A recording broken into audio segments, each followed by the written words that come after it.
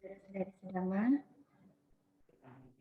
terimalah salam satu dalam hati. Namo Buddhaya Satihotum. Syahol. Izinkan saya atas Silani Aryacarini sebagai moderator untuk memandu kegiatan pada malam hari ini. Sebelum memulai kegiatan SPD online pada malam hari ini, marilah kita awali dengan nama Karapata yang akan dipimpin oleh Bapak Irwan Sulaiman beserta dengan permohonan sila. Kepada Bapak Irwan Sulaiman, dipersilakan. Baiklah, Bapak Ibu saudara sedama, mari kita memberikan penghormatan kepada Buddha, Dhamma, dan Sangha dengan membacakan Parita Dhamma Karapata. Arahang Samma Sambuddho Bhagawa Buddhang Bhagawantang Abhiwademi Swakato Bhagavata Dhammo Dhammang Namasami Supatipanno Bhagavato Sawaka Sangho Sanghang Namami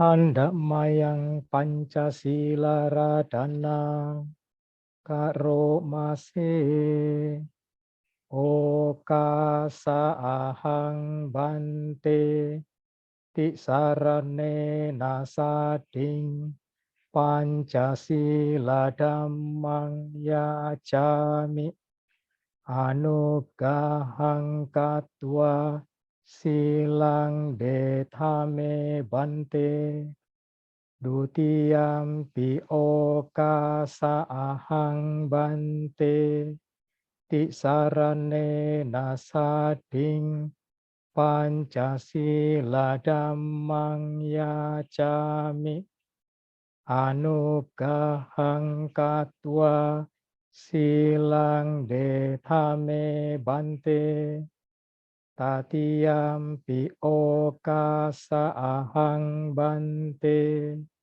Tisarane Nasading Pancasila Dhammang Yajami Anugahang Katwa Silang Detame Bante Yamahang Watami Tang Bate Tha Hama Bante Namo Tassa Bhagavato Arahato Samma Sambuddhassa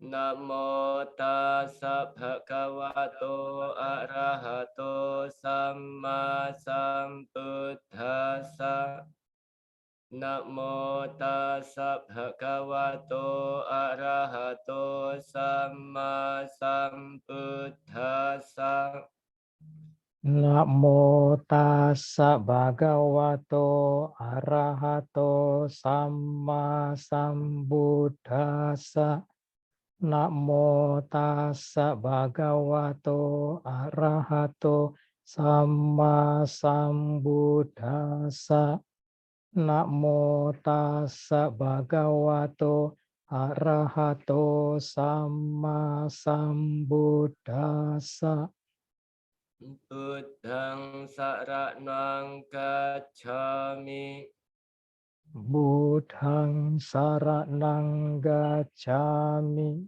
Dhammang saranang gacchami Dhammang saranang gacchami Sanghang saranang gacchami Sanghang saranang gacchami Tutiyampi Buddhang saranang gacchami Dutiyampi Buddhang saranang gacchami Tutiyampi Dhammang saranang gacchami Dutiyampi dhammang saranang gacchami. Dutiyampi sanghang saranang gacchami. Dutiyampi sanghang saranang gacchami. Tatiyampi buddhang saranang gacchami. Tatiyampi buddhang saranang gacchami. Tatiyampi dhammang saranang gacchami. Tatiyampi dhammang saranang gacchami. Tatiyampi sanghang saranang gacchami. Tatiyampi sanghang saranang gacchami. Sarana kamanang paripunnang. Aba bante. Panatipata Veramani Sikkhapadang Samadhiyami. Panatipata Weramani Sikkhapadang samadhiyami. Tatinadana Veramani Sikkhapadang Samadhiyami. Adinadana Weramani Sikkhapadang samadhiyami. Kamesu miccacara Veramani Sikkhapadang Samadhiyami. Kamesu miccacara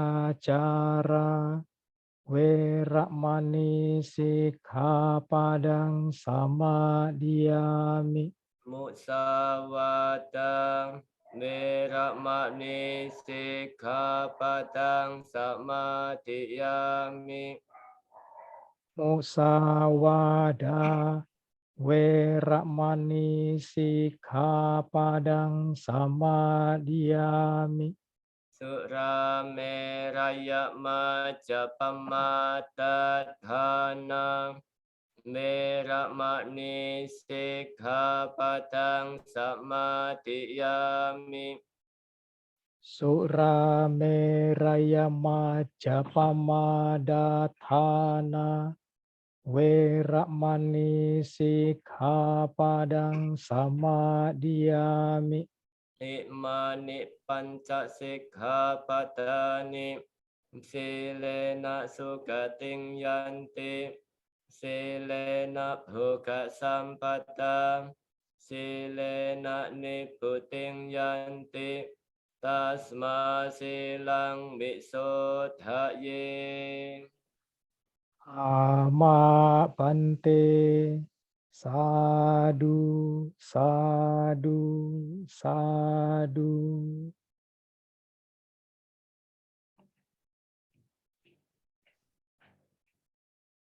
Terima kasih diucapkan kepada Bapak Irwan Sulaiman yang telah memimpin Nama Karapata pada malam hari ini.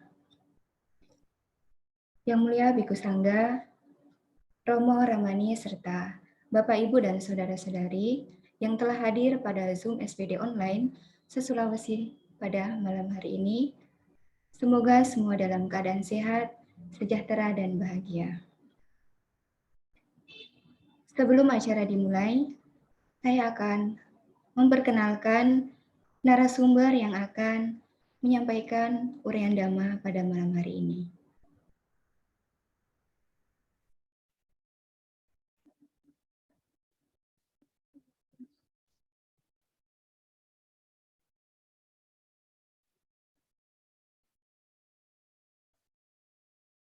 Narasumber pada malam hari ini, beliau adalah Biku Dhammajatutera.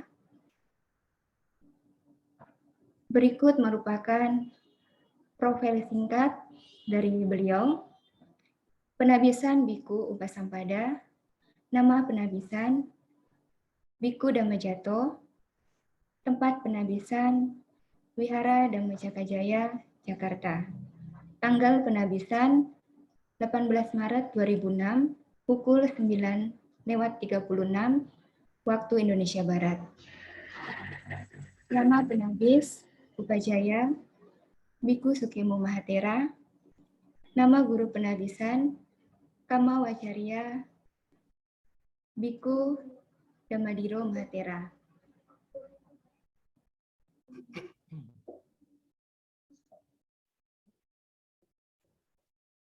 Nama guru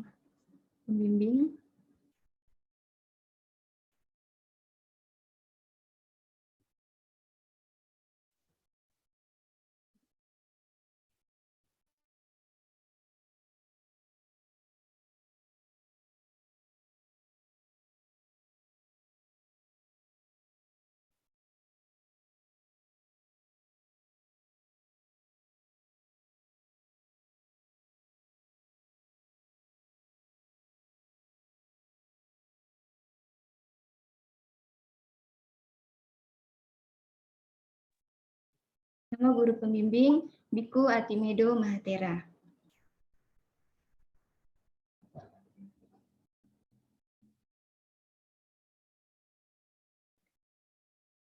Demikian profil singkat dari Yang Mulia Biku Damajatu Mahatera.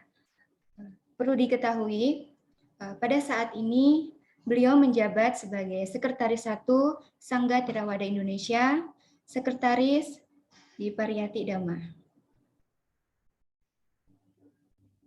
Baik, kita akan masuk pada uraian materi dengan tema Cara Hidup dalam Masyarakat Majemuk. Kepada Bante, kami persilahkan. Baik, terima kasih atas Silani Arya Carini yang telah memberikan waktu kepada saya. Dan mari kita bersama-sama mengagungkan Guru Agung kita dengan merangkapkan tangan di depan dada. Namo tassa bhagavato arahato samma sambuddhassa. Namo tassa bhagavato arahato samma sambuddhassa. Namo tassa bhagavato arahato samma sambuddhassa.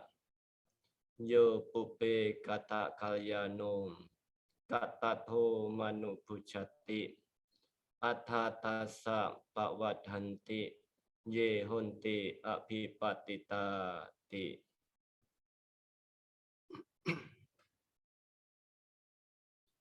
Dan kepada para Awuso Padesanayaka Gorontalo, Awuso Wilaksilo yang saya hormati, serta Padesanayaka Sulawesi Selatan dan Sulawesi Barat, Awuso Silayatano yang saya hormati, Bapak, Ibu, Pasaka, Pasika, sekalian yang ikut bergabung melalui Zoom ataupun yang saat ini ikut menyaksikan di tempat masing-masing, apakah di wihara ataukah di satu tempat yang disediakan oleh kakak pembina, ya khususnya anak asuh yang ada di Ratana Joti Mawang. Pada kesempatan malam hari ini kita bertemu dalam rangka sebulan pendalaman Dhamma atau SPD. Nah, SPD ini kalau biasanya diadakan di wihara-wihara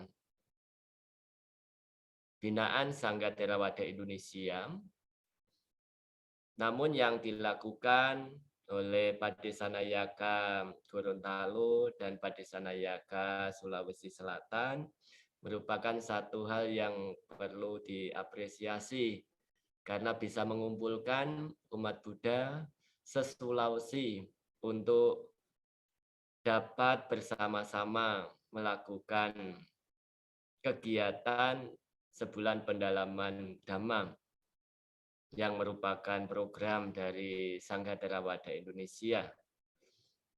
Di zaman sekarang, meskipun kondisinya sangat terbatas,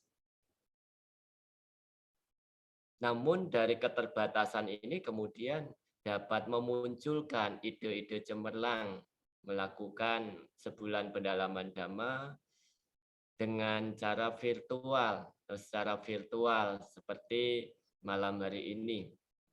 Ya, meskipun tidak dilaksanakan setiap hari pada hari Senin dan Kamis ya yang dilakukan ini.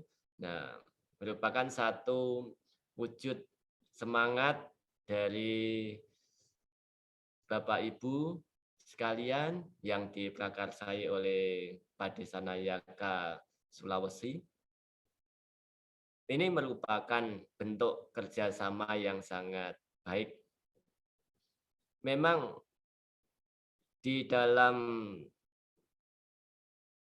Sangga kita, Sangga Theravada Indonesia, Vihara dan biku jumlahnya masih sangat terbatas. Kalau wihara di binaan kita, ya lebih dari 500 wihara. Namun bikunya saat ini hanya 106. Nah, tentu ini tidak dapat mencukupi kebutuhan umat Buddha se-Indonesia. Dengan adanya kegiatan seperti ini, maka Bapak Ibu yang ada di Sulawesi, baik yang di Makassar, ya di Bone, maupun di mana saja, dapat ikut bergabung dalam kegiatan SPD ini. Menjelang Waisak, umat Buddha banyak melakukan hal-hal yang bajik, hal-hal yang bermanfaat, bukan hanya menjaga 8 sila atau atak sila, tapi juga membekali diri kita dengan pengetahuan Dhamma. Karena pengetahuan Dhamma dan praktek Dhamma merupakan satu kesatuan yang tidak bisa dipisahkan.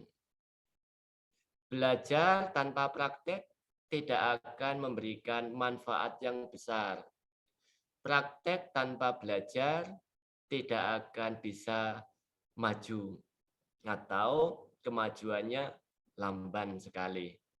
Nah, dengan adanya pariyati dan pati-pati ini atau belajar dan praktek, kita akan dapat bersama-sama menggunakan apa yang kita pelajari untuk dipraktekkan dalam kehidupan sehari-hari.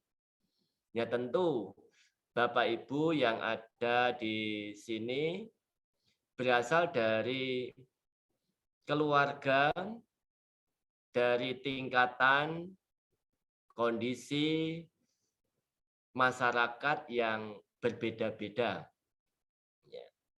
Tidak ada yang sama. Meskipun itu dalam satu keluarga, orang tua, ayah, ibu, itu pun tidak ada yang sama. Seorang anak lahir dari orang tua. Anak yang lahir dari satu orang tua pun itu juga tidak sama. Ya, ada yang lahir menjadi manusia dari alam dewa.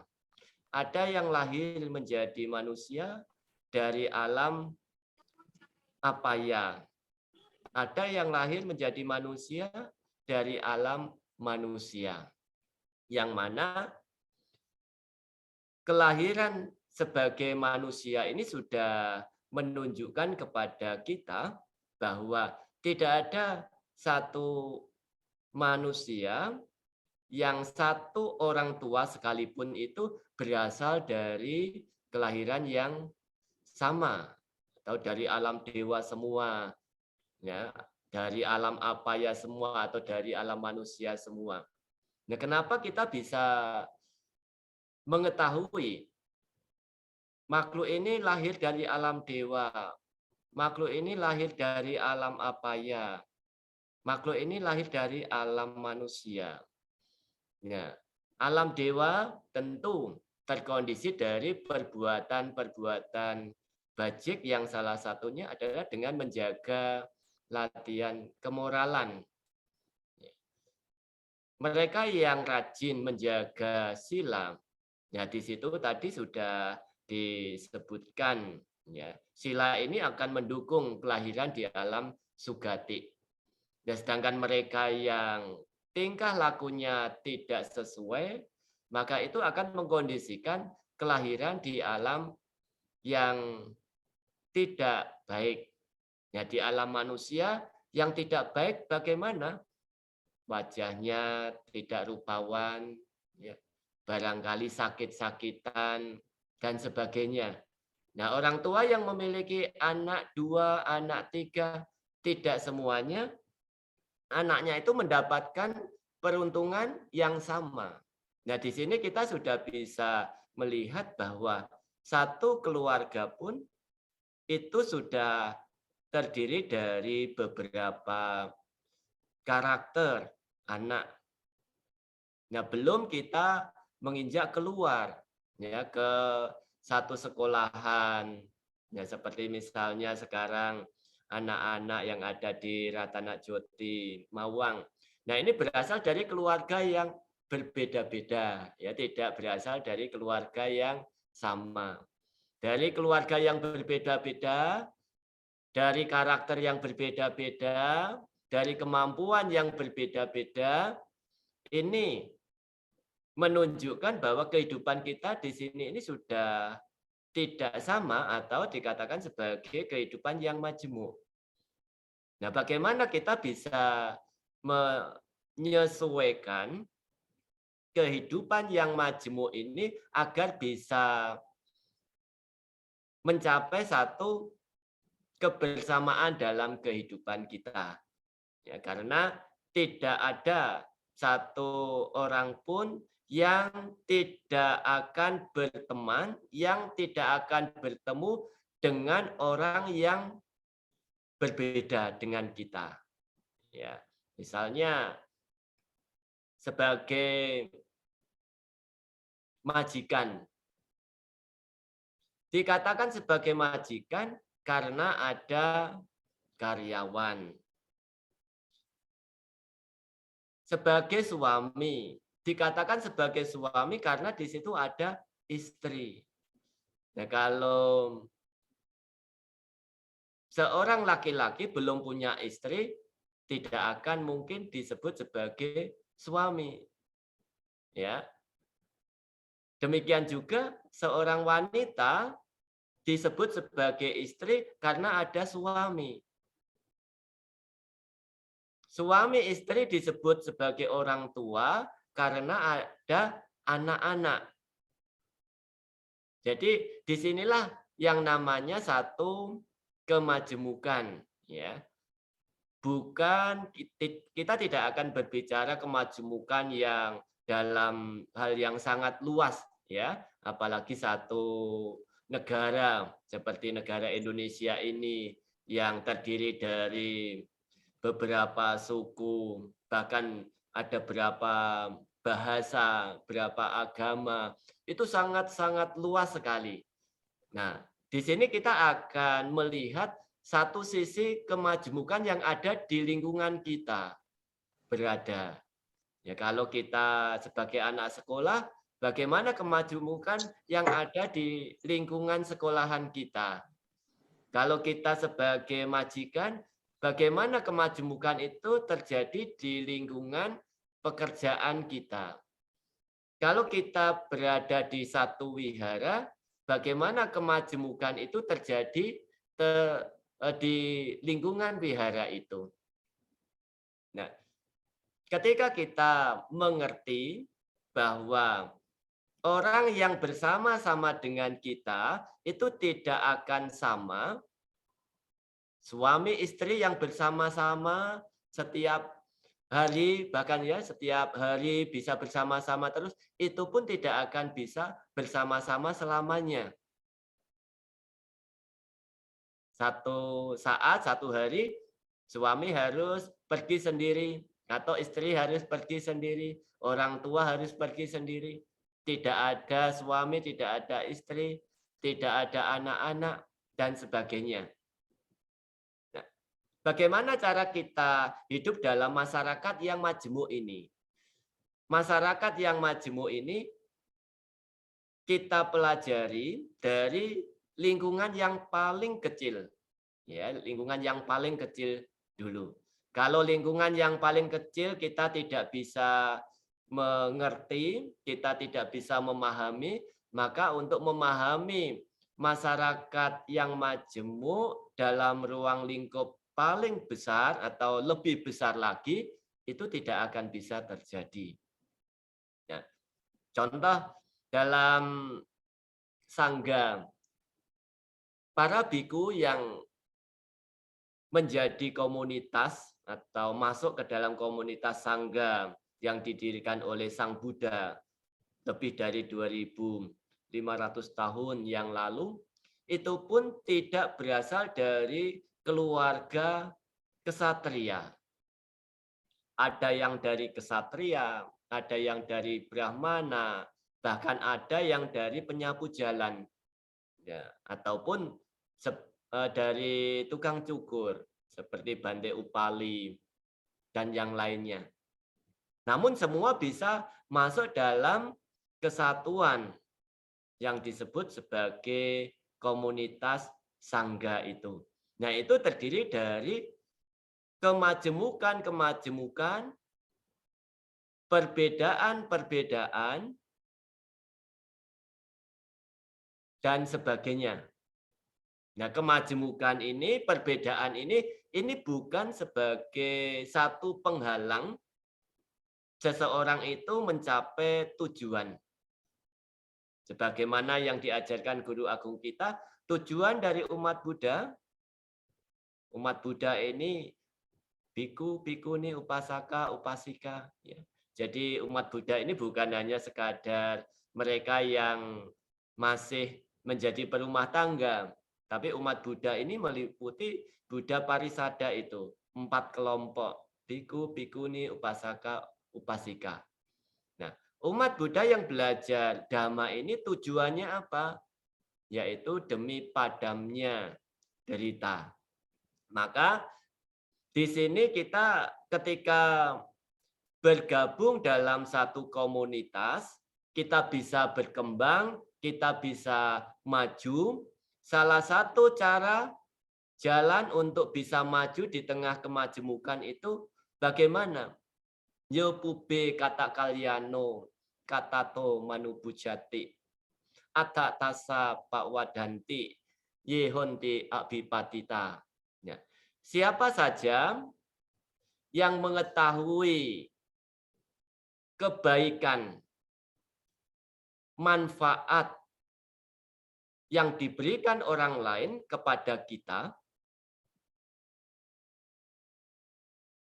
dengan mengetahui, dengan mengingat, berusaha untuk membalas apa yang kita terima, kebaikan, manfaat itu, maka orang ini manfaat-manfaat yang pernah dilakukan terhadap kita, kebaikan yang pernah dilakukan kepada kita, ketika kita mampu untuk mengingat, mampu untuk membalasnya, maka dikatakan pengharapan, cita-cita dari orang tersebut akan dapat terlaksana. Yehonti abhipatita. Jadi apa yang diharapkan, apa yang dicita-citakan, itu akan dapat terlaksana. Tapi kalau kita tidak dapat mengingat hal-hal bajik, hal-hal bermanfaat yang pernah dilakukan oleh orang lain kepada kita, nah ini akan menghalangi kemajuan diri kita.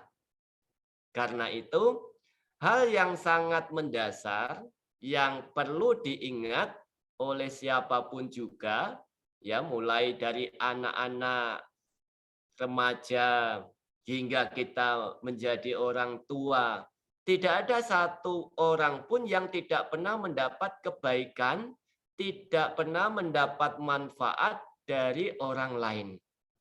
Ya, anak sekolah saja juga pernah mendapat kebaikan, pernah mendapat manfaat dari orang lain, dari temannya. Ya. Sehingga teman-teman kita yang kita katakan itu tidak baik, berarti teman saya itu sangat menjengkelkan saya. Teman saya itu tidak pernah memberikan manfaat untuk saya. Setiap hari dia selalu menimbulkan hal-hal yang tidak baik. Bagaimana saya bisa menganggap dia memberikan manfaat kepada saya, memberikan kebaikan kepada saya? Orang buruk sekalipun, orang jahat sekalipun, kalau kita melihat dari sisi dhamma, dia telah memberikan hal yang bermanfaat kepada kita. Apa itu? Melatih kita untuk berpraktek metta, berpraktek kanti, kesabaran. Jadi cinta kasih akan dapat dipancarkan, kesabaran akan dapat dipraktekkan ketika ada orang-orang yang tidak sesuai dengan diri kita. Ya. Jadi kalau kita mau berpraktek kanti, kesabaran, tapi tidak ada orang yang membuat kita jengkel, membuat kita tidak senang, semua happy-happy terus, maka kesabaran tidak akan berkembang. Suami bisa mengembangkan kesabaran karena ada istri yang melatih kesabarannya, ya. Demikian pula dengan istri. Suami istri apakah bisa harmonis terus? Belum tentu. Suatu saat pasti ada hal-hal yang kurang nyaman yang terjadi. Ya, sebagaimana yang pernah diucapkan, disampaikan di masyarakat kita, ya, tahun pertama suami mendengarkan istri, tahun kedua istri mendengarkan suami, tahun ketiga tetangga yang mendengarkan suami istri itu, ya. Nah, kalau yang pernah menjadi suami istri ya pasti mengetahui ya. Jadi di masa-masa awal ya, di masa-masa awal yang meskipun itu dikatakan sebagai hal yang manis, yang bahagia, semoga menjadi keluarga yang bahagia dan sebagainya itu. Nah, namanya hidup berkeluarga yang majemuk, ada suami, ada istri yang memiliki karakter berbeda-beda, tidak akan mungkin bisa terus-menerus mempertahankan keharmonisannya itu. Nah, di tengah-tengah itu pasti akan ada gelombang. Nah, seperti kita melihat lautan yang airnya hijau, airnya biru. Lautan itu juga akan ada gelombang. Ya, tidak mungkin tidak akan ada gelombang. Demikian juga dalam kehidupan kita. Jadi orang jahat sekalipun, orang buruk sekalipun, dia kalau kita melihat dari sisi dhamma, dia juga telah memberikan manfaat kepada kita, melatih kita untuk bersabar. Ya, melatih kita untuk bersabar. Tapi jangan sekali-sekali mengatakan saya mau melatih Papa untuk bersabar, ya dengarkan terus kata-kata saya, jangan sampai sakit hati, ya jangan ya. Nah kalau seandainya itu terjadi, maka kita harus menganggap inilah manfaat yang saya dapat dari pasangan saya bisa mengembangkan cinta kasih saya bisa berpraktek kesabaran ini, itu. Jadi orang tua yang memberikan kita manfaat, suami, istri, teman yang memberikan kita manfaat itu harus kita ingat. Nah, Sang Buddha sekalipun terhadap Bante Anggulimala yang sangat kejam, ya, sebagai penyamun, bahkan hampir membunuh beliau. Apakah beliau mendendam? Beliau tidak mendendam. Beliau mengetahui bahwa saat itu Ahingsaka, ya, sebelum menjadi Anggulimala ini masih dalam kegelapan. Hanya dengan sentuhan Dhamma sedikit, beliau akan mampu mencapai padamnya derita, ya, atau mencapai tingkat kesucian yang tertinggi. Ya. Sehingga belajar dari apa yang dipraktikkan oleh guru agung kita, Sang Buddha, sebagai siswa, kita hendaknya mampu untuk mengikuti jejak beliau. Kebaikan, manfaat bukan hanya datang dari mereka yang baik terhadap kita. Ya. Jadi kalau yang tidak baik terhadap kita, kita saja bisa menganggap dia telah memberikan manfaat kepada kita, apalagi mereka yang baik. Yang baik siapa? Orang tua kita. Ya, kalau bagi anak-anak, papa mama kita, ini adalah orang yang baik dalam kehidupan kita, orang yang memberikan manfaat dalam kehidupan kita. Pengorbanan orang tua terhadap kita tidak bisa dibayar dengan hujan emas, ya. Tidak bisa kita membayar apa yang telah dilakukan orang tua kita itu dengan materi. Sehingga Sang Buddha mengatakan, meskipun seorang anak mampu memikul orang tua, papa, mama di pundak kanan dan di pundak kiri selama 100 tahun tanpa berhenti, itu pun belum mampu membayar kebaikan orang tua kita.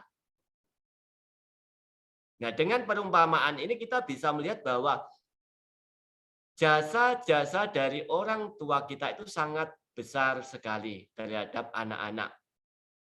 Sehingga ada satu kalimat yang mengatakan nimitang saduk rupanang katanyu kata wedita. Ciri dari orang baik adalah dia yang tahu budi dan balas budi.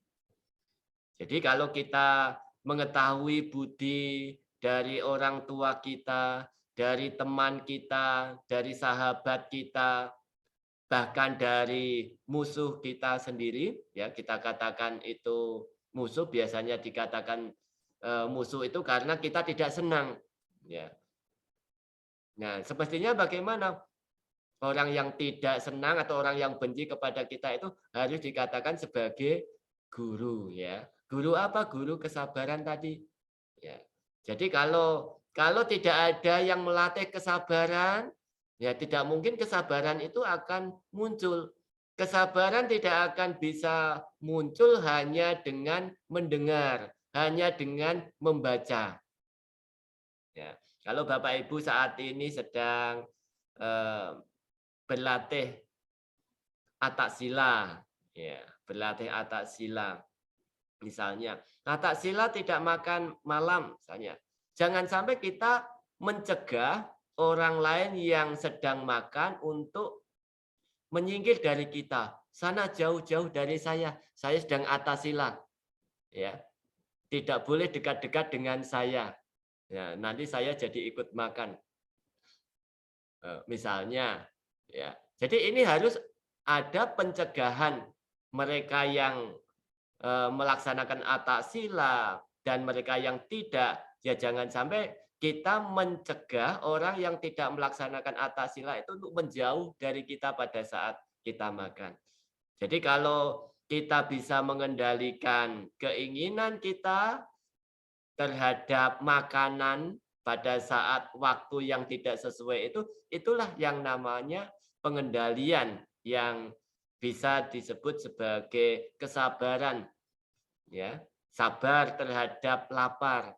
Misalnya, kalau kita sedang lapar. Jadi, orang yang membenci kita sekalipun memang tidak mudah untuk menganggap orang itu sebagai guru kita. Tetapi kita harus menganggap dia sebagai guru kita. Karena dia akan melatih kita untuk mempraktikkan kesabaran itu. Nah, dengan mengetahui hal-hal bajik, hal-hal yang bermanfaat yang diberikan, yang dilakukan orang lain terhadap kita, maka ketika kita mampu mengingatnya, ketika kita mampu memahaminya dan membalasnya, maka keinginan atau cita-cita, ya cita-cita kalau sebagai anak-anak, ya cita-citanya itu akan dapat cepat terlaksana. Jadi kalau anak-anak, adik-adik yang saat ini duduk di bangku sekolah, ya jangan sampai melupakan jasa dari kakak-kakak pembina. Jangan sampai melupakan jasa-jasa dari temannya yang membantu. Tetapi di sekolah tidak boleh saling membantu ya kalau mengerjakan ulangan. Ya ini perbuatan bajik tetapi tidak didasari dengan wisdom, kebijaksanaan. Ya, jadi kita harus bisa mengerjakan sendiri-sendiri. Nah, membantu di sini ketika dalam kehidupan sehari-hari ini kita melihat ada teman kita yang membantu meskipun itu membantu menyapu ataupun membantu mengambilkan sesuatu, itu pun dikatakan sebagai manfaat, sebagai kebaikan yang telah diberikan kepada kita. Ya, jadi di dalam kehidupan kita tidak bisa sendirian. Meskipun para biku yang sebagai dutangga, biku sebagai dutangga itu tinggal di hutan, tidak berkumpul dengan banyak orang, ya. Jadi mengembara dari satu tempat ke tempat yang lainnya. Tapi beliau tidak bisa mengesampingkan bahwa beliau perlu mendapat dukungan yang disebut makanan. Sehingga pada saat waktunya pindah patah, biku pun itu juga akan turun ke desa untuk berpindah patah demi mempertahankan kehidupannya itu. Ya, jadi di sini tidak ada satu orang pun yang tidak penting di dalam masyarakat kita itu. Ya, karyawan itu juga penting. Kalau kita sebagai majikan tidak ada karyawan, maka yang disebut majikan itu tidak ada. Nah, demikian juga dengan karyawan. Kita bisa mendapatkan pekerjaan, kita mendapatkan penghasilan. Kalau tidak ada majikan, ya kita tidak akan bisa. Sehingga di sini satu kesatuan yang tidak bisa dipisahkan. Nah, ini harus dimulai dari diri kita yang paling kecil, ruang lingkup yang paling kecil, bahwa kemajemukan ini bila kita melihat semua memiliki makna, memiliki arti yang sangat berbeda, yang sangat penting. Meskipun berbeda, itu adalah sangat penting. Sekalipun sebagai orang yang kita katakan sebagai orang yang jahat, dia pun memiliki arti yang sangat penting. Banyak orang yang mendengar Bante Dewa Data itu, ya, Bante Dewa Data itu sangat kejam misalnya. Kita melihat cerita dalam sejarah Sang Buddha, Bante Dewa Data selalu memusuhi Sang Buddha. Tetapi Sang Buddha tidak pernah membenci Bante Dewa Data. Justru karena ada Bante Dewa Data ini, maka muncullah hal-hal yang baik yang kemudian ditetapkan sebagai aturan winaya. Ya, salah satunya adalah atas usulan dari Bante Dewa Data itu. Nah, dengan demikian orang yang dikatakan jelek, dikatakan jahat sekalipun, dia sesungguhnya memiliki arti dalam kehidupan kita. Nah, dengan demikian cara hidup di tengah masyarakat yang majemuk ini bagaimana? Yo pube kata kalyano katato manubujati atatasa pawadanti ya yehonti abipatita. Jadi barang siapa dapat mengingat kebaikan, dapat mengingat manfaat yang dilakukan orang lain terhadap diri kita, maka pengharapan kita akan dapat maju, akan dapat tercapai. Ya, keinginan kita, cita-cita kita akan dapat terlaksana dengan baik. Cita-cita kita dalam kehidupan sekarang, kalau sebagai anak-anak sekolah, ya dapat mendapatkan pengetahuan, dapat mendapatkan nilai yang baik. Kalau kita sebagai perumah tangga, keharmonisan dalam rumah tangga, suami istri juga akan dapat terjalin dengan baik, meskipun ada batu kerikil, ada ombak, tapi batu kerikil, ombak itu tidak akan menjadi penghalang kita. Karena masing-masing ketika mengetahui hal-hal yang negatif yang dilakukan pasangannya, dia tidak akan memandang pasangannya itu sebagai orang yang buruk, sebagai orang yang jahat, tetapi menganggapnya sebagai guru yang mampu membantu mengembangkan batin pasangannya. Ketika kita sudah dapat mengetahui cara-cara seperti ini, maka orang yang selalu berpegang teguh pada winaya, pada sila, dan mengembangkan batin masing-masing, ketika kematian tiba, maka orang seperti ini akan dapat terlahir di alam bahagia, hingga akhirnya akan dapat terbebas atau tiba pada padamnya derita itu. Nah, ini dimulai dari memahami diri kita, bahwa diri kita ini, lingkungan kita ini tidak ada yang sama. Lingkungan kita ini sangat majemuk, berbeda-beda. Dengan kemajemukan itu, mari kita membina satu hidup kerukunan, kebersamaan, agar perkembangan di dalam kehidupan kita hingga perkembangan batin kita dapat kita capai. Nah, semoga penjelasan Dhamma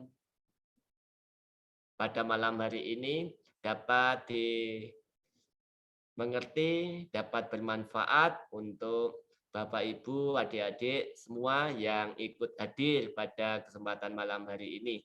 Dan semoga semua makhluk hidup berbahagia. Sadu, sadu, sadu. Terima kasih Bante atas pemaparan materi yang telah diberikan. Sangat luar biasa pemaparan yang telah disampaikan pada malam hari ini. Baik, saya akan menyampaikan sedikit terkait materi yang telah disampaikan. Bahwasanya semua makhluk pada dasarnya di kehidupan lampau tidak semua dari kehidupan lampau yang sama. Layaknya manusia sebagai makhluk sosial memiliki berbagai jenis karakter, berbagai jenis kalangan. Dalam kehidupan masyarakat majemuk ini, saat mampu mengingat hal-hal baik, tahu akan balas budi, maka akan maju dalam kehidupan di kalangan majemuk ini. Baik, bagi partisipan yang baru bergabung, selamat bergabung di SPD Online se-Sulawesi. Perlu diketahui, ini merupakan SPD ke-6 pada SPD Online se-Sulawesi tahun 2022 yang diadakan setiap hari Senin dan Kamis. Untuk mengabadikan momen pada kegiatan malam hari ini, mari kita berfoto bersama. Dipersilakan bagi partisipan untuk membuka kamera dan dipersilakan bagi panitia untuk mengambil gambar.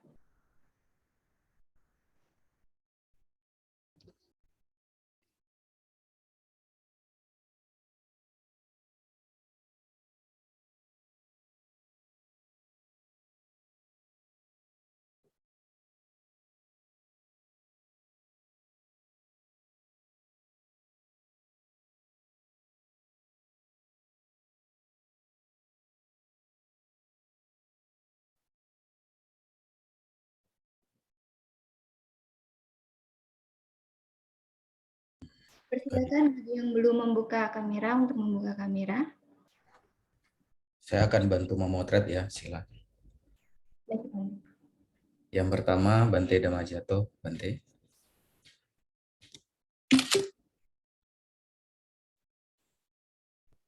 Kemudian slide kedua kita akan bersama-sama.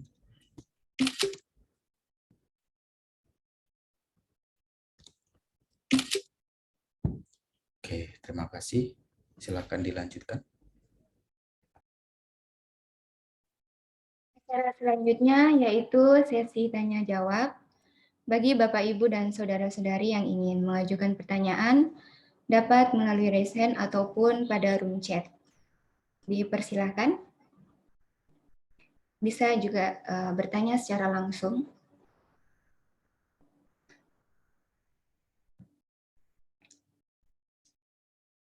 Dipersilahkan.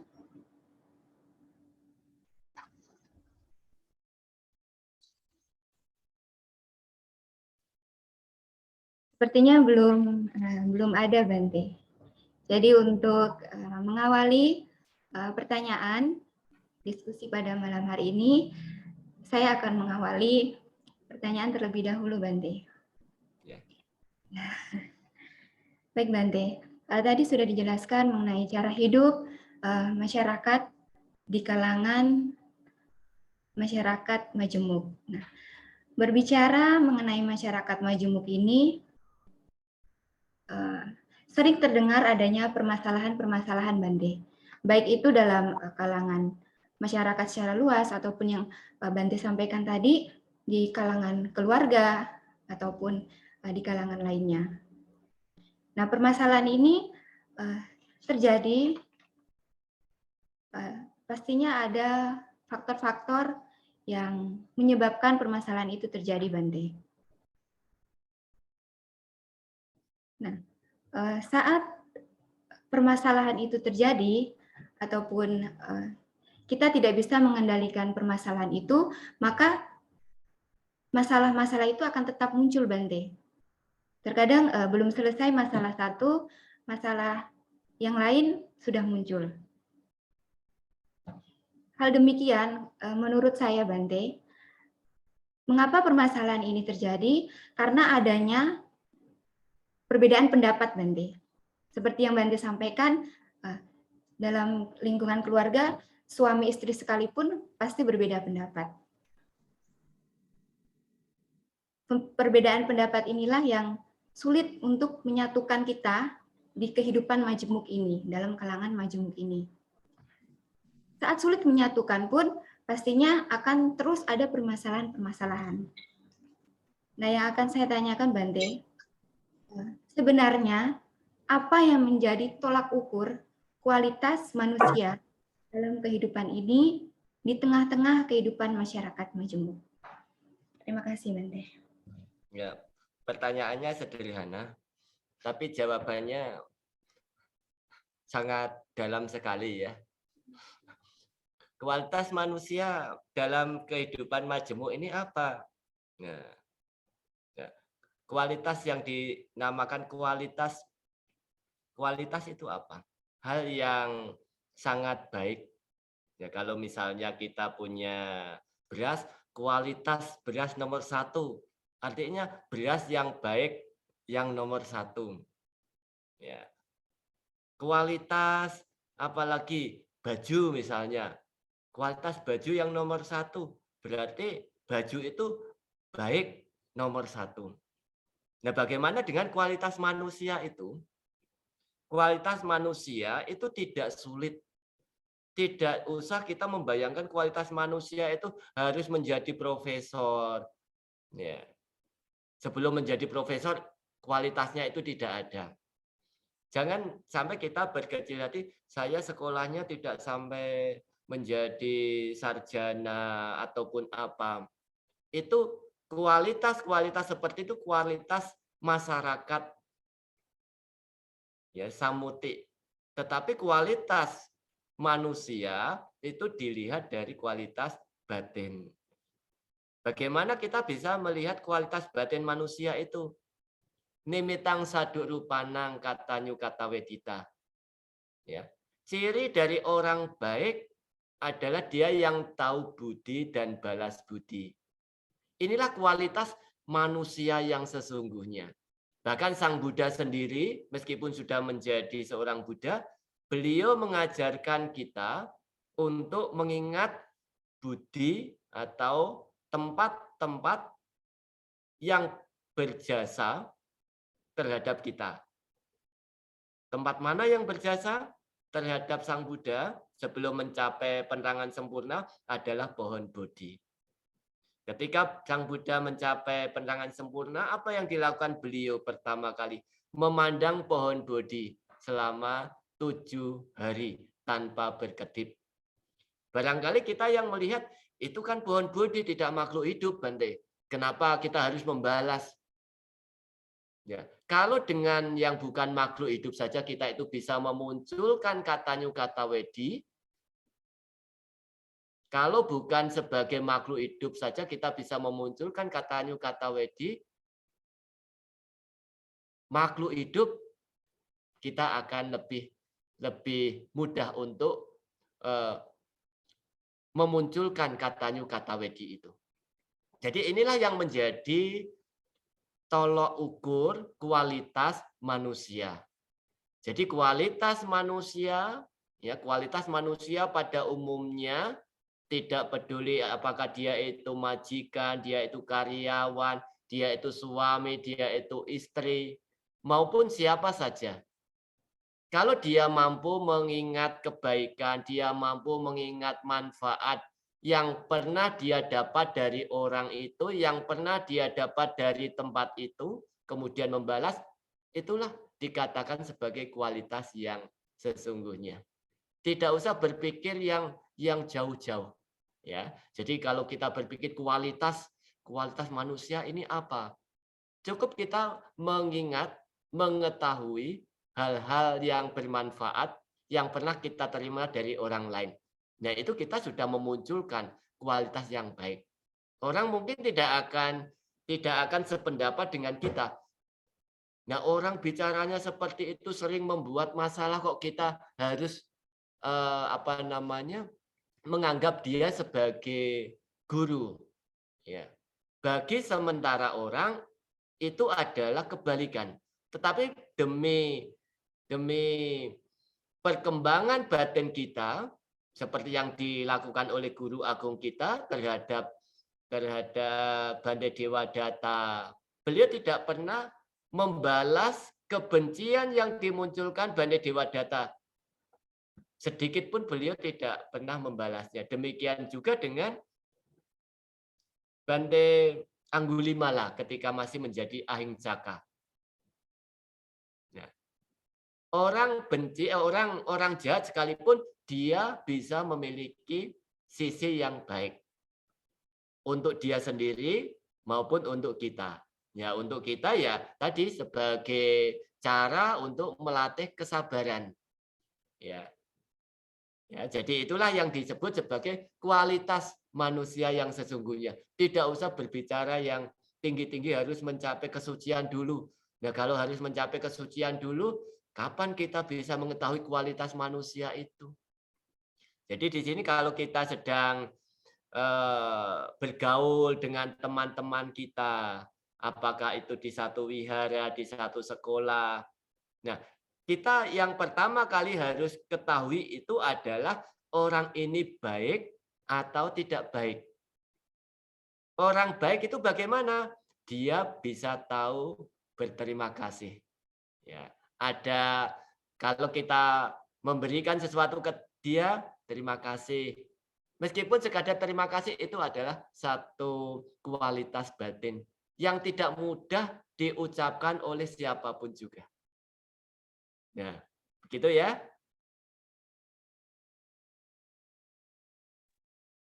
Bante, terima kasih atas jawabannya.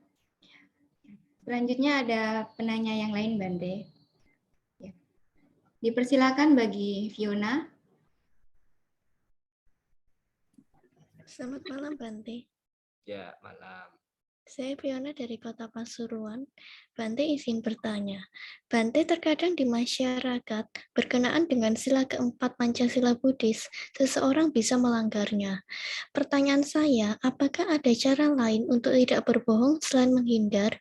Karena jika sudah bijaksana, maka bisa menjawab tanpa berbohong. Anumodana Bante. Iya. Nah, ini satu hal yang contoh ini kan yang ditanyakan adalah sila keempat, ya, sila keempat itu. Nah, sekarang kita ambil contoh sila yang lain yang lebih mudah, yaitu sila pertama. Nah, ada satu orang yang bertanya. Nah, sebelum saya menjawab, saya kasih contoh-contoh dulu ya. Jadi ada orang yang bertanya, Bante, kalau ada semut kita kasih apa namanya kapur, ya itu termasuk pembunuhan tidak, Bante? Nah, pembunuhan itu yang dikatakan pembunuhan itu bagaimana? Ada makhluk hidup, tahu makhluk itu masih hidup, ada niat untuk membunuh, ada usaha untuk membunuh, dan makhluk itu mati. Ya, ini adalah dikatakan sebagai pembunuhan. Nah, kalau kita misalnya tadi memberikan apa namanya penghalang supaya semut itu tidak melalui jalur ini, ya tentu semutnya di situ tidak ada dulu, baru kita kasih penghalang itu. Kalau semut ini kemudian lewat di situ lagi, nah itu adalah salah dia, salah semut itu. Ya, kita menghalangi ini bukan jalur semut, ini tempat manusia. Nah, sama seperti kita ke kebun binatang. Kebun binatang ada harimau, di situ ada pagar. Pagar itu untuk menghalangi manusia supaya tidak masuk ke kandang harimau. Tapi kalau manusianya ini masuk ke kandang harimau, itu salah pagarnya atau salah manusianya? Ya, itu. Jadi di sini juga kita harus menggunakan kebijaksanaan. Ada sampai orang satu keluarga itu karena berurusan dengan semut tidak bisa tidur dengan nyaman. Malam-malam semutnya ini naik sehingga dia tidak bisa tidur dengan nyaman. Anak istrinya tidak bisa tidur dengan nyaman. Nah, sekarang pakai kebijaksanaan.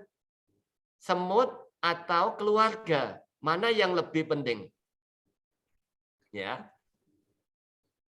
Yang lebih penting ini semut atau keluarga kita. Sudah, saya lebih penting semutnya, biar keluarga saya hidupnya tidak nyaman nggak apa-apa. Yang penting saya tidak membunuh semut. Nah, kalau keluarganya ini nanti tidur, kemudian semut ini masuk ke kupingnya dan meninggal, nah bagaimana? Itu. Jadi ini dengan berbohong juga begitu.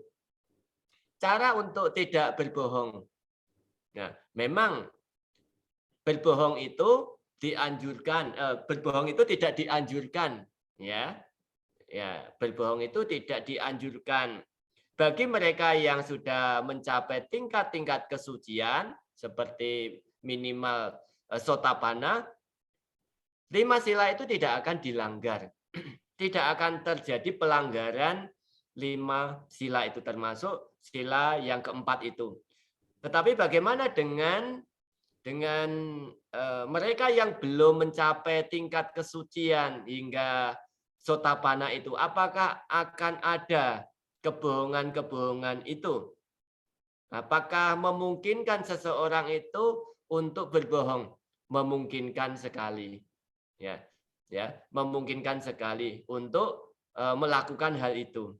Jangan sampai kita mengatakan berbohong demi kebaikan. Misalnya, berbohong demi kebaikan. Ada satu mengatakan pasien sakit kronis, agar pasiennya ini tidak semakin sedih, dokternya berbohong.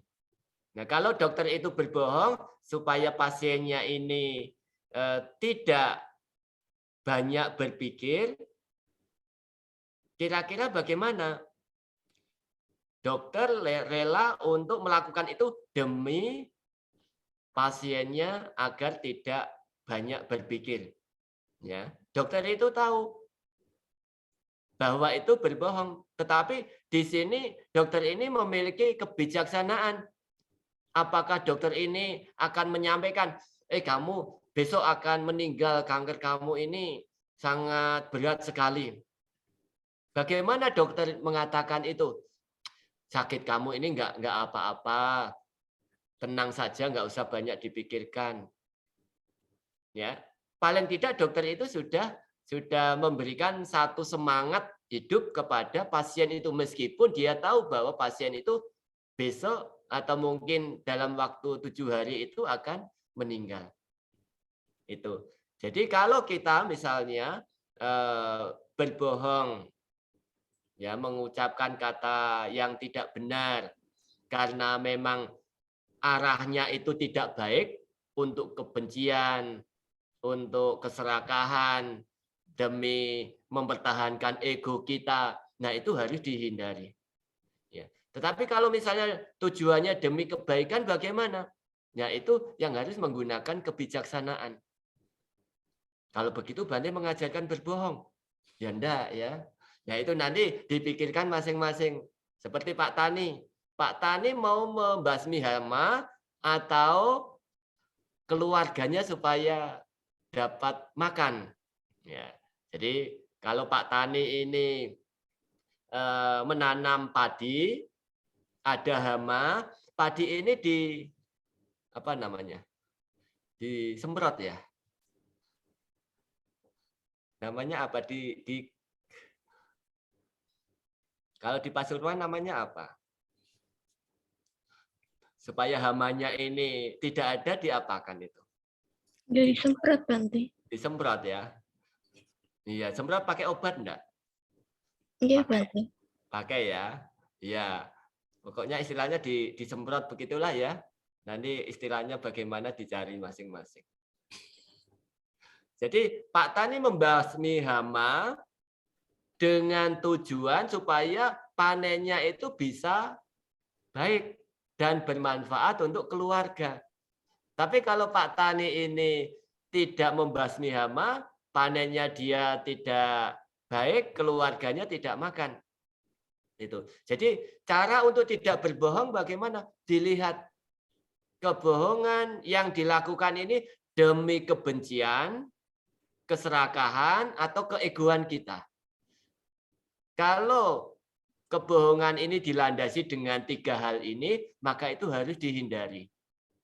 Tapi kalau kebohongan ini adalah demi kebaikan yang lain, seperti dokter tadi, dia tahu pasiennya ini akan meninggal besok. Tetapi dokter tidak akan mengatakan, besok kamu akan meninggal, sekarang siapkan petinya. Kan tidak. Nah, itu kalau kita jujur tanpa kebijaksanaan. Maka di sini semua sila ini landasannya adalah wisdom. Kita mau menolong ular, ya, ular yang sedang terperangkap. Kita mau menolong ular tapi mengeluarkan dari lubang itu, tapi dengan memegang, ya, memegang dengan tangan kita sendiri tanpa menggunakan alat. Apa yang terjadi? Ular itu akan mematuk kita. Ya. Jadi di sini kebijaksanaan apa yang harus kita terapkan untuk mencegah kebohongan itu? Jika kebohongan itu didasari dari kebencian, keserakahan, keegoan, nah itu harus dihindari. Ya. Begitu ya? Iya, Bante Anumodana. Ya. Bagaimana Fiona untuk jawabannya? Sudah diterima? Iya, sudah jelas. Silakan. Baik, terima kasih Bante untuk jawabannya. Selanjutnya ada di room chat Bante di pertanyaan. Dari Sandy. Namo Buddhaya Bante, izin bertanya. Bagaimana pendapat Bante dengan orang yang berkepribadian introvert introvert yang biasanya malas bergaul dengan orang lain, lebih suka menyendiri. Terima kasih. Introvert itu apa? Lebih suka menyendiri, Bante. Oh, lebih suka menyendiri. Wah, ini bahasa baru mendengar saya. Susah bergaul, Bante. Susah bergaul ya. Ya. Nah, orang-orang yang kita katakan itu apa namanya susah untuk bergaul atau introvert atau mungkin apa namanya kalau idiot atau apa ya itu seperti itu indigo ya indigo atau apa sejenisnya lah seperti itu menurut kita orang itu tidak baik karena tidak sama dengan kita ya kita mengatakan kita langsung mengejudge dia tidak baik karena tidak sama dengan kita itu padahal kehidupan kita ya di kehidupan kita yang satu orang tua satu papa mama sendiri itu juga tidak akan sama bahkan kalau kita tarik ke dalam diri sendiri diri kita sendiri ini juga tidak akan sama ya ada kepala ada kaki ada tangan dan sebagainya nah orang-orang itu juga demikian jadi kita jangan sampai melihat orang dari sisi luarnya. Apakah orang yang menyendiri tidak mau bergaul itu dia adalah orang yang kualitas batinnya jelek? Belum tentu. Apakah orang yang banyak bergaul itu adalah orang yang baik? Belum tentu. Ya. Jadi kita melihatnya dari mana? Orang yang suka menyendiri ya. Karena memang dia punya keinginan untuk menyendiri begitu, tetapi kalau dia itu bisa memberikan atau bisa mengetahui manfaat, bisa mengetahui kebaikan yang dilakukan orang lain terhadap dirinya, maka dia meskipun menyendiri, dia memiliki kualitas batin yang baik. Ya, jadi jangan melihat orang dari sisi luarnya. Ya, sebelum kita mengetahui orang ini bagaimana, jangan sampai kita menganggap orang itu seperti ini, seperti itu. Sekalipun ini adalah yang kita katakan sebagai orang baik. Ya, kalau kita baru bertemu dengan seseorang, kita langsung mengatakan, oh orang ini baik. Tutur katanya lemah lembut, pakaiannya necis itu apa? Rapi, ya, pakaiannya rapi, pakai jas dan sebagainya itu. Tetapi ketika kita lengah, HP kita hilang. Ya. Nah, pernah di satu tempat ikut di satu wihara, ada orang yang ikut latihan meditasi di wihara. Ya, pakaiannya bagus. Ya, orangnya tutur katanya juga bagus. Setelah meditasi dimulai, HP temannya hilang. Itu kita katakan dia pada awalnya kita mengatakan dia itu orang baik. Jadi kalau kita baru bertemu dengan seseorang, jangan langsung mengatakan dia itu baik atau dia itu tidak baik. Kita harus tetap waspada ya. Sekalipun dengan orang baik, kita juga harus tetap waspada karena kita belum banyak mengenal dengan dia. Demikian juga dengan orang yang biasa menyendiri, jangan menganggap dia yang suka menyendiri itu sebagai orang yang tidak baik. Itu. Ya. Jadi menyendiri atau tidak bisa kita mengatakan dia itu tidak baik. Karena kehidupan kita di masyarakat ini itu sangat majemuk. Ada yang suka menyendiri, ada yang suka bergaul dengan teman-temannya. Kalau bagi anak-anak sekolah, ada yang senang menghafal, ya, ada yang senang menulis, ada yang senang menggambar, ada yang senang bekerja. Masing-masing memiliki kecenderungan yang tidak sama. Dan ini sudah sudah terjadi sejak zaman dulu. Ya, seperti yang saya sampaikan tadi, manusia ini lahir tidak jadi satu, lahir dari satu alam. Misalnya dari alam dewa, ada yang dari alam apaya, ada yang dari alam dewa, ada yang dari alam manusia. Nah, ini yang kemudian menyebabkan kelahiran di alam manusia ini bisa berbeda-beda. Ya, demikian ya.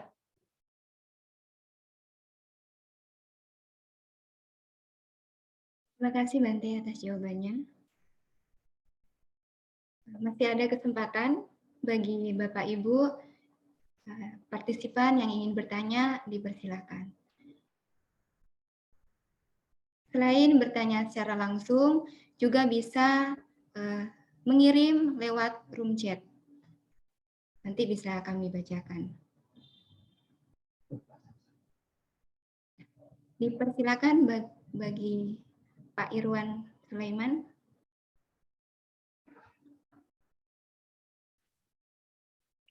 Ya, selamat malam Bante, Namo Buddhaya. Malam, Pak. Saya mau bertanya Bante, bagaimana kita mengamankan kehidupan kita saat ini Bante, agar supaya ke depannya atau di kehidupan mendatang kita tidak sampai jatuh ke salah satu dari 4 alam apa ya Bante? Apa kira-kira yang harus kita lakukan atau apa yang harus kita kembangkan supaya kehidupan mendatang kita artinya aman Bante, tidak terlahir dari di alam apa ya Bante? Terima kasih Bante. Iya. Wah, ini saya yang sulit menjawabnya ini Pak ya. Ya. Saya sendiri juga tidak bisa menjamin saya ini akan terbebas dari alam apaya atau tidak ya. Iya, tapi sebetulnya sangat sederhana, Pak.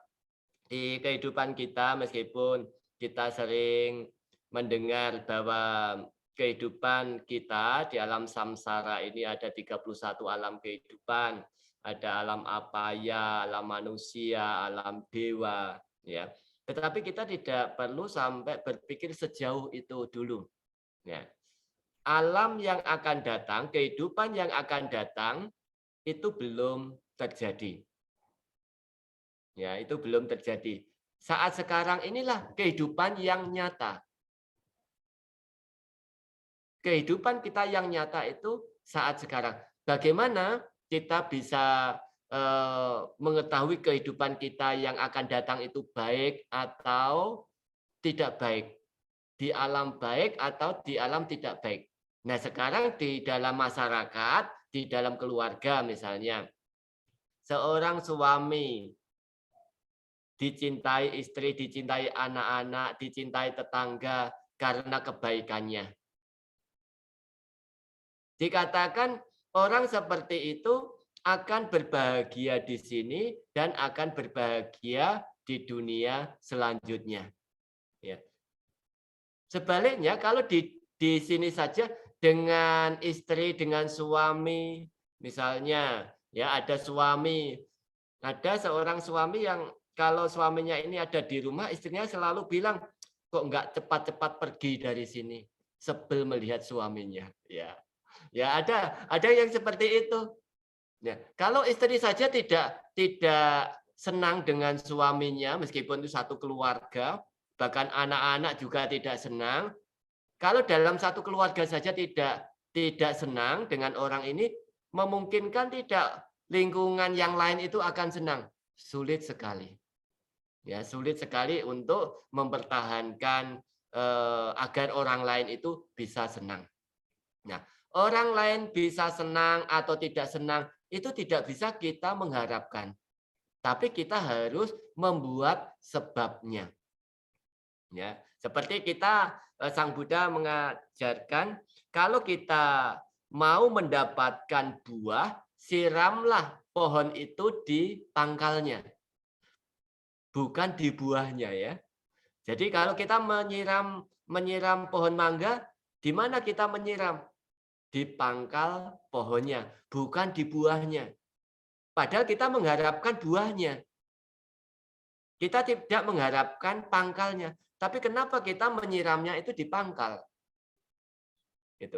Jadi kalau kita mengharapkan kehidupan kita yang akan datang itu di alam yang baik, terbebas dari alam menderita, buatlah kebajikan pada saat ini.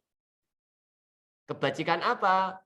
Kebajikan yang sangat sederhana, ya. Yang sangat sederhana adalah katanya kata wedita. Tahu budi dan balas budi. Kepada siapa? Kepada orang terdekat kita dulu. Kepada orang tua kita. Kepada istri kita. Kepada orang-orang yang memberi manfaat, memberi kebaikan kepada kita. Ketika kita mampu menghargai kebaikan, manfaat yang diberikan orang lain itu kepada kita, apa yang terjadi di sini? Ya, seperti kita misalnya memberi kue kepada seseorang, ya, kita memberi kue kepada salah satu anak, ya. Ya, Pak Irwan memberi kue ke satu anak. Setelah dikasih kue, bilang terima kasih Pak Irwan. Nah, kuenya enak. Nah, bagaimana perasaan kita? Senang. Tapi di sisi lain lagi, ada anak yang kita kasih kue itu mengucapkan terima kasih saja tidak. Kira-kira untuk besok itu, ya besoknya lagi, kita mau memberi kue ini ke orang anak yang terima kasih atau ke anak yang tidak terima kasih. Ya, tentu kita akan memberinya kepada anak yang berterima kasih. Gitu. Jadi kalau kita ingat budi, balas budi ini, kita tidak usah khawatir akan kesulitan.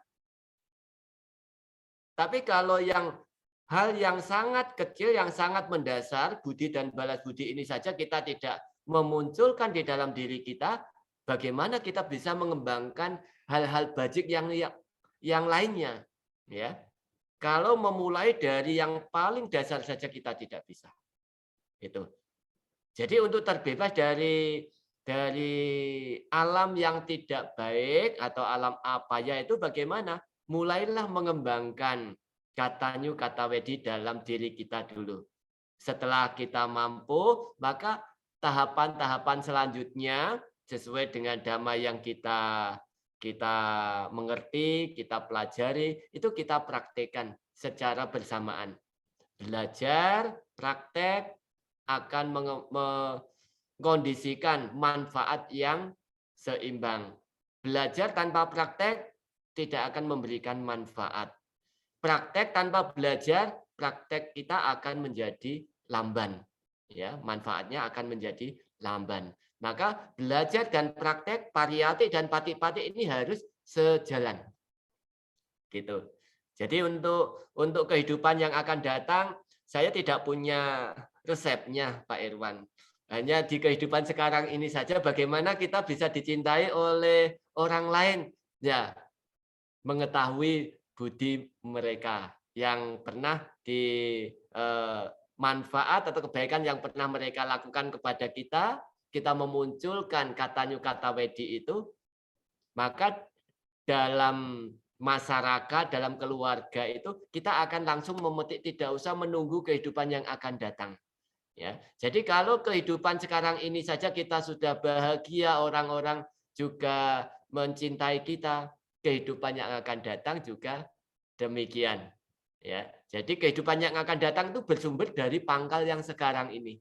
Kalau yang pangkal sekarang ini saja kita itu banyak dimusuhi orang, banyak dibenci orang, tentu ada sebabnya yang kita lakukan.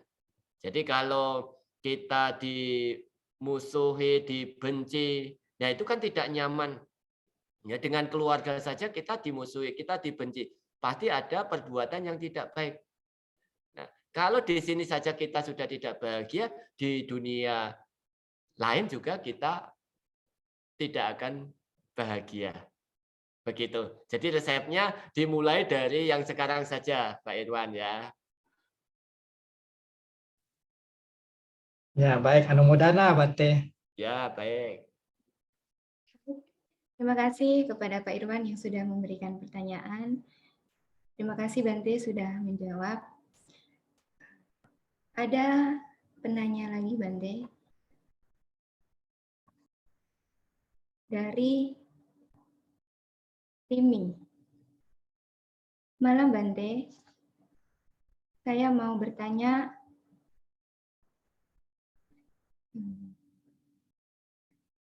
Malam Bante, saya mau bertanya berkenaan dengan jangan menilai suatu individu dari luarnya. Saya sangat setuju dengan pernyataan di atas.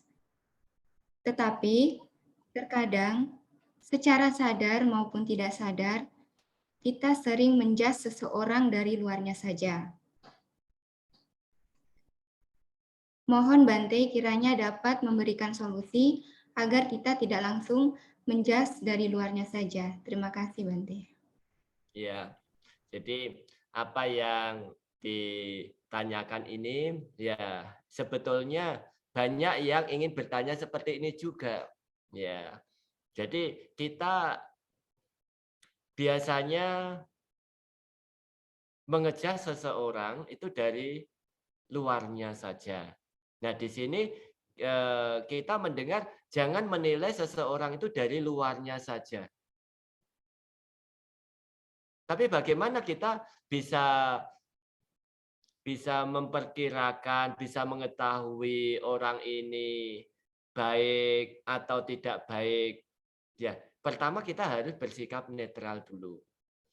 Ya, kita harus bersikap netral dulu. Nah, misalnya ini contohnya yang anak-anak muda ya, karena ini ada anak-anak asuhan di Ratana Joti. Ya, jadi kalau misalnya dengan lawan jenisnya, jangan sampai melihat secara sepintas. Oh, dia ini cantik, dia ini tampan. Banyak orang yang keblinger gara-gara tampilan luarnya saja.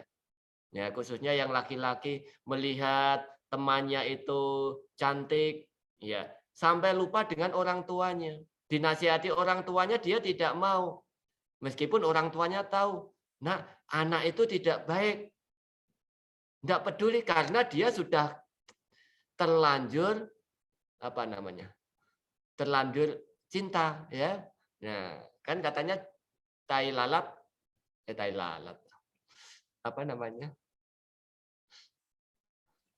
Tai kucing rasa coklat ya.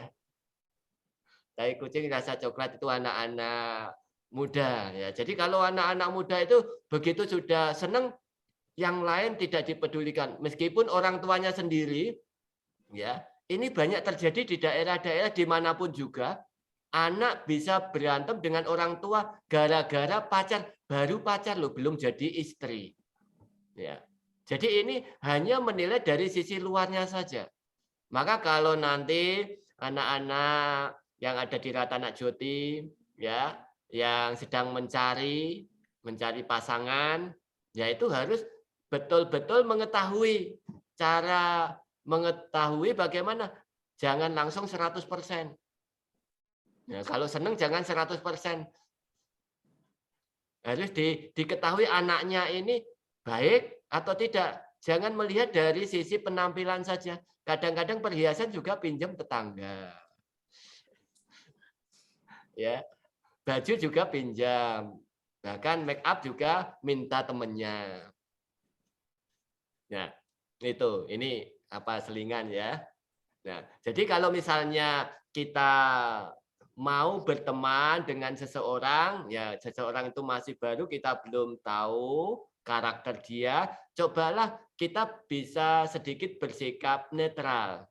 Ya, bersikap netral dulu. Ya. Jangan langsung melihat dia, oh dia ini penampilannya buruk, dia ini penampilannya tidak baik, ataupun dia ini penampilannya baik, pasti dia orang yang baik. Ya. Itu sekarang zaman media itu kan banyak video-video singkat itu ya. Ada orang yang penampilannya tidak baik, ternyata dia penolong, membantu. Ya, itu. Maka jangan melihat dari apa yang tampak dulu. Belum tentu yang kita katakan dia itu orang miskin, compang-camping, ya, pakaiannya tidak rapi, dia itu adalah orang yang buruk. Belum tentu juga orang yang penampilannya itu rapi, tampan, cantik, dia adalah orang yang baik. Maka cara kita memperhatikan orang itu bagaimana? Kita harus selalu waspada, ya, selalu waspada. Jangan sampai kita tergiur dengan pandangan pertama. Ya, jadi kalau anak-anak yang di Ratanajoti, ya jangan tergiur pada pandangan pertama. Nah, boleh tergiur untuk ikut jadi biku ya. Ya, dijamin tidak akan ada masalah dengan pasangannya kalau jadi biku. Ya, kalau nggak jadi biku, nanti bisa ada masalah dengan pasangannya. Ya, supaya di Sulawesi ini banyak bikunya. Biku ini kan datangnya dari daerah-daerah, dari kita, supaya banyak. Nanti bilang ke Pak Beni, saya mau jadi biku. Ya, bisa diantar Pak Beni ke sini nanti, ya. Jadi kembali ke tadi, cara kita bagaimana solusinya untuk melihat itu, kita melihat bukan dari yang tampak. Ya. Jadi kita harus menyelidiki. Seperti Bante Wakali itu, dulu itu sampai berapa tahun ya itu untuk belajar agama Buddha itu. Bante Wakali karena senang dengan Sang Buddha itu sampai mengikuti Sang Buddha terus. Sebelum akhirnya waktu menjadi biku juga masih lekat dengan Sang Buddha. Akhirnya ditegur oleh Sang Buddha. Jangan melihat rupa ini, badan jasmani ini. Jangan mengagumi badan jasmani ini, karena badan jasmani ini tidak tetap. Badan jasmani ini kotor. Itu. Jadi Bante Wakali ini mengikuti Sang Buddha terus untuk bisa dekat dengan beliau, melihat, mengagumi beliau itu. Ya. Jadi kalau kita mau melihat seseorang itu, ya harus bisa berjalan dalam jangka waktu yang lama. Baru kita akan bisa mengetahui orang itu, orang yang sesungguhnya itu bagaimana. Ya, memang tidak mudah. Ya, tidak semua orang bisa melakukan, tetapi bukan berarti ketika kita mengatakan tidak semua orang bisa melakukannya itu, kita kemudian pasrah, kita kemudian menyerah. Maka inilah yang dikatakan belajar dhamma itu untuk memunculkan nilai-nilai baji kita. Seperti tadi, suami mendengarkan istrinya, istri mendengarkan suaminya, ini juga butuh ketahanan mental, ketahanan batin. Jangan menganggap istri suami yang seperti itu adalah istri suami yang jelek, yang buruk. Pada saat itu barangkali dia ada problem, ada masalah yang belum selesai, maka kita harus bisa menganggapnya sebagai guru untuk melatih kesabaran kita. Demikian ya.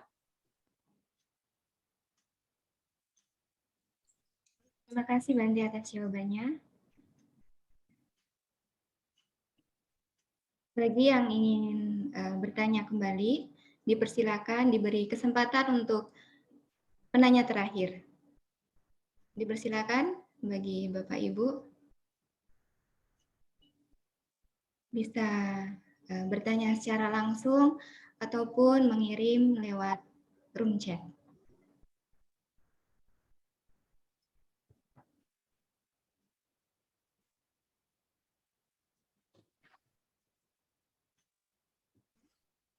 Ya.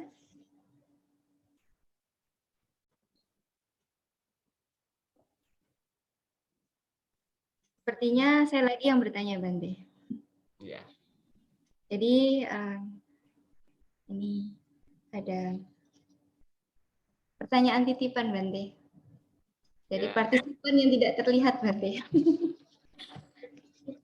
Di sini bertanya, mengapa kita sebagai manusia sangat mudah melupakan kebaikan dari seseorang? Kadang kita hanya mengingat keburukan dari seseorang tersebut. menurut Bante ataupun saran dari Bante, bagaimana cara memberikan pemahaman agar bisa menumbuhkan rasa balas budi? Demikian pertanyaan. Terima kasih. Ya, memang kita sering menganggapnya secara umum, sebagian orang itu tidak dapat mengingat hal-hal baik yang dia dapat, hal-hal bermanfaat yang diberikan orang lain kepada kita. Nah, seperti halnya sifat dasar kita yang menjadi pengotor batin kita, itu adalah kebencian, keserakahan, keegoan kita. Itu. Karena kita diliputi oleh 3 pengotor batin ini, maka kita tidak dapat melihat hal-hal bajik yang ada pada orang lain. Salah satu pengotor batin itu apa? Keegoan kita. Orang yang egonya tinggi, dia tidak akan bisa menerima kebaikan orang lain. Ya, pasti ada saja yang salah. Pasti ada saja yang tidak benar. Jadi antara kebencian dan keegoan ini sudah berjalan bersama-sama. Hanya saya yang boleh melakukan ini, yang di sini, yang bagaimanalah pokoknya, ya gitu. Sehingga kita memandang orang lain meskipun itu pasangan kita, ada satu keluarga yang pasangannya itu melakukan meskipun itu sesuatu yang bermanfaat, sesuatu yang baik, tidak pernah dipandang baik, tidak pernah dipandang bermanfaat. Kenapa? Karena di situ ada kebencian dan ada keegoan. Tapi di sisi lain, orang yang mencintai seseorang, ya orang yang sedang kalau anak muda itu kepanah, ya kepanah apa? Kepanah asmara ya. Ya, orang yang sedang jatuh cinta, apa yang dilakukan oleh pasangannya, meskipun dilihat orang lain tidak baik, dia akan mengatakan itu sebagai hal yang baik, hal yang bermanfaat. Kenapa bisa begitu? Karena di situ ada unsur pema kecintaan yang didasari dengan hawa nafsu itu.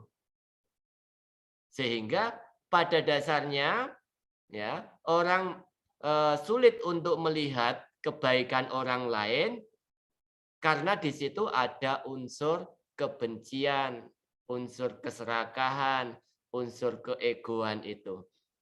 Jadi keserakahannya dia mau semua itu adalah atas nama dia, orang lain tidak boleh. Itu. Nah, cara kita bagaimana untuk memunculkan supaya kita bisa menghargai kebaikan orang lain, ya, bisa mengetahui kebaikan orang lain, manfaat yang orang lain lakukan demi kita.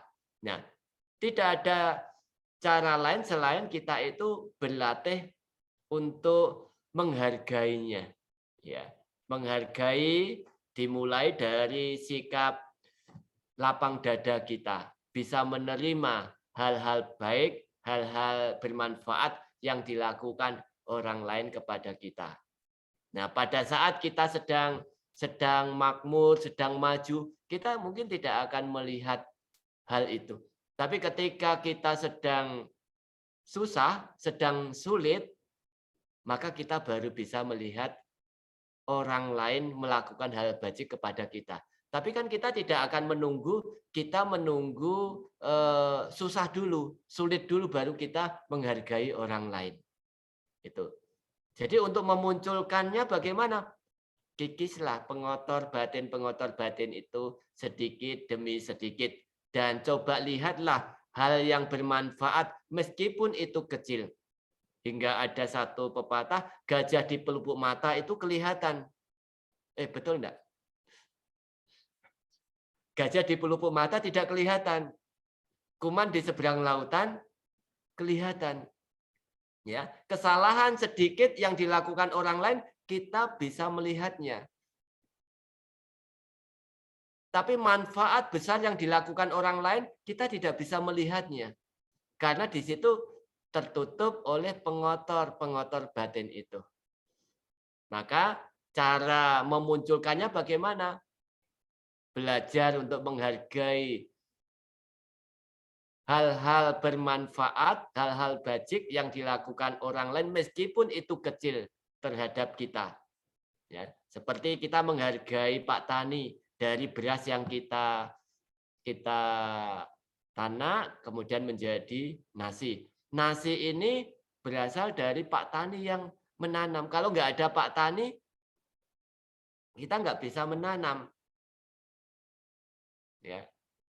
Jadi Pak Tani juga demikian, tidak boleh sebagai petani kemudian kita mengatakan kalau saya tidak menanam, semua orang tidak akan bisa makan. Kalau Pak Tani bisa panen dengan baik, Pak Tani ada obat ya yang didapat dari toko lain. Kalau nggak ada obat, ya tanamannya dia tidak akan bisa tumbuh dengan subur. Gitu. Jadi ini saling keterkaitan, saling satu dengan yang lain, saling berhubungan. Tidak ada yang bisa berdiri sendiri. Nah, seperti tubuh kita. Tubuh kita ini terdiri dari berbagai macam organ.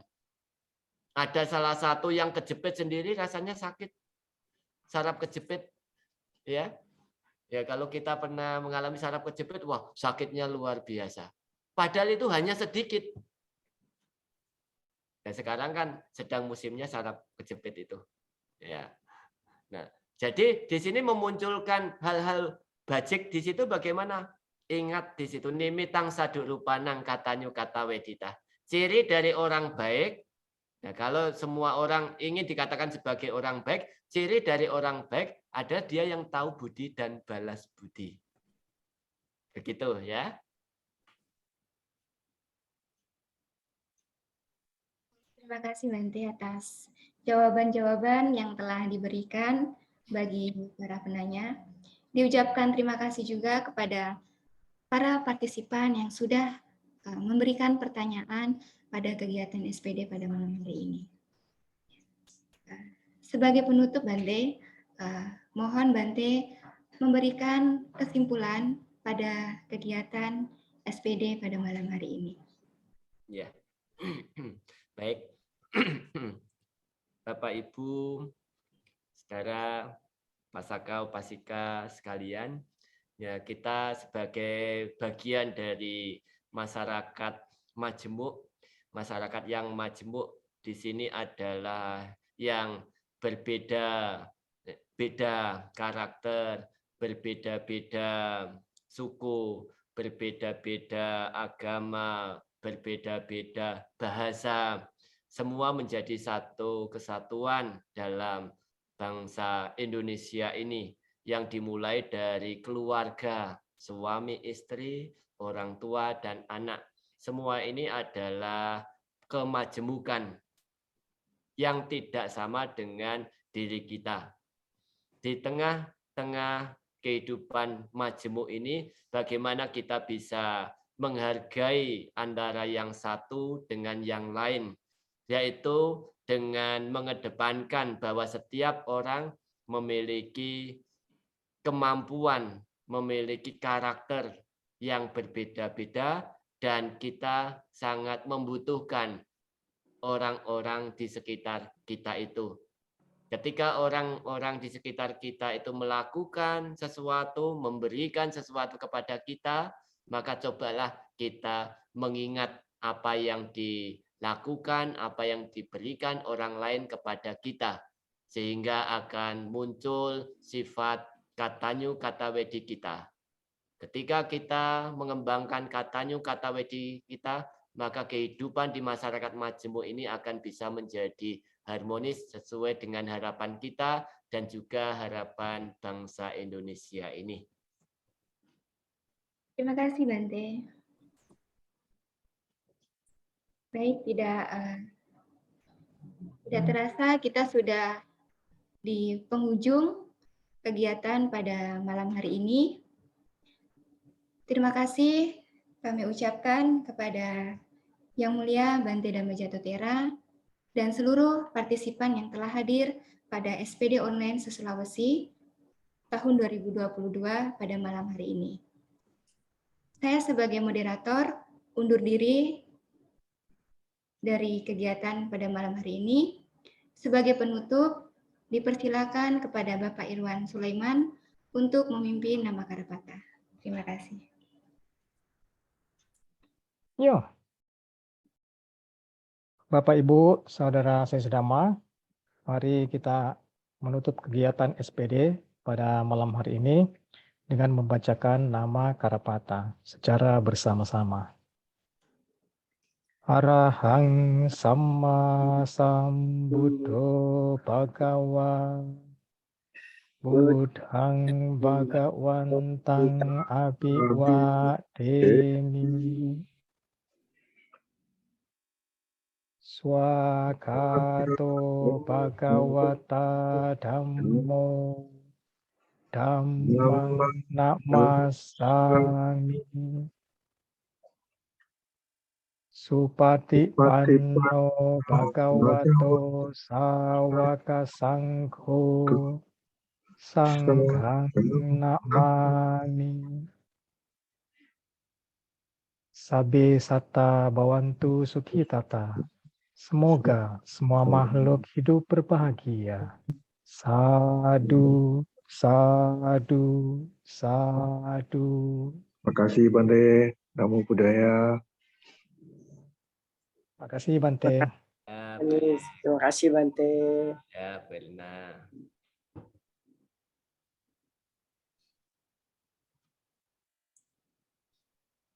Sampaikan kepada para partisipan, SPD untuk selanjutnya pada tanggal 9 Mei akan diisi oleh Yang Mulia Biku Subhapanyu Mahatera.